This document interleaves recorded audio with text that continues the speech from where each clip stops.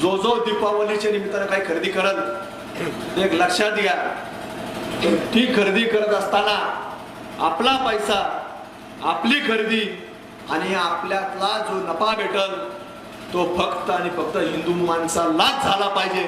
अशा प्रकारची दीपावली आपण प्रत्येकाने साजरी करावी. त्यांनी अतिशय चुकीचं विधान केलेलं आहे. आम्ही त्यांना कारणे दाखवा नोटीस पाठवणार आहोत.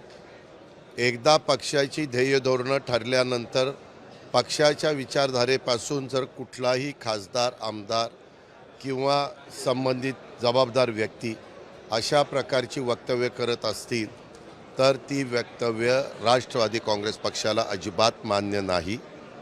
ही भूमिका आमची कालही होती, आजही आहे, उद्याही राहील.